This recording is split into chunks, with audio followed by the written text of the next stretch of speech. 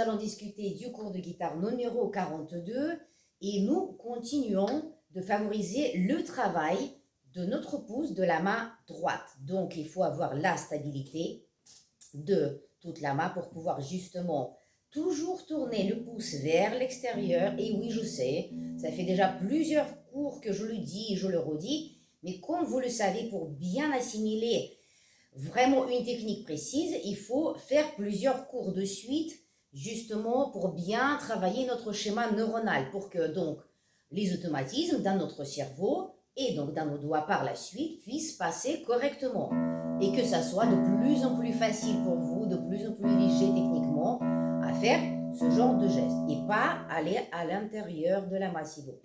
Voilà. Donc là, nous restons avec le pouce, le travail du pouce et toujours les étirements comme dans les cours précédents et comme aussi avec les dièses dans les basses, c'est-à-dire que sol dièse, si, toujours l'étirement entre ces deux doigts, c'est très important, bien étirer, ne relâchez pas, sol dièse, tant que vous n'avez pas appuyé le si, d'accord? Après, do dièse, pareil, un autre étirement qui s'enchaîne.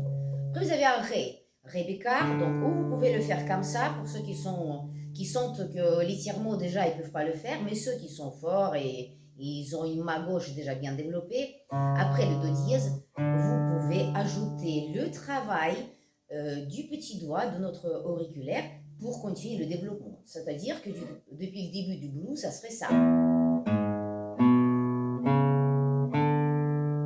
vous faites le retour. Évidemment, vous voyez, j'ai gardé les trois doigts sur la même corde. C'est-à-dire que j'ai fait le si, do dièse et j'ai rajouté le ré.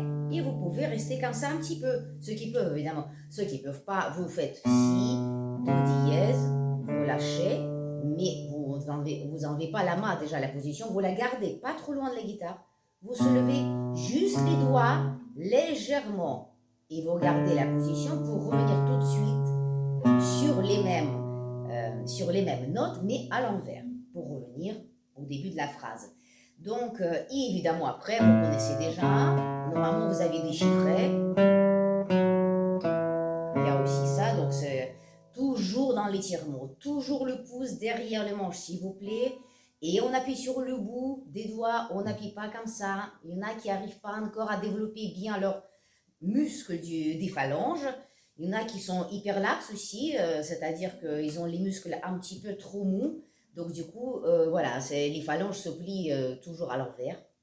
Donc alors qu'il nous faut vraiment la position comme ça, d'accord? Voilà, bien appuyé et bien attiré. Donc deux travaux pour ce cours de guitare numéro 42, étirement toujours de la main gauche avec une bonne position et aussi la main droite, toujours le pouce qui travaille. Vous pouvez aussi ajouter, évidemment, on peut faire comme ça, juste avec index et le majeur, vous pouvez toujours entraîner les deux donc techniques, une fois avec le pouce et après, c'est plus fort, c'est du buté, on alterne index majeur, donc vous pouvez faire les deux versions. Tout dépend avec qui vous jouez ce blues. Si vous avez besoin de la force, évidemment la technique du buté, sur une guitare électrique par exemple, ça sort beaucoup mieux. C'est ce que moi je fais. Donc si on joue à plusieurs, donc il faut que ça perce un petit peu plus. Donc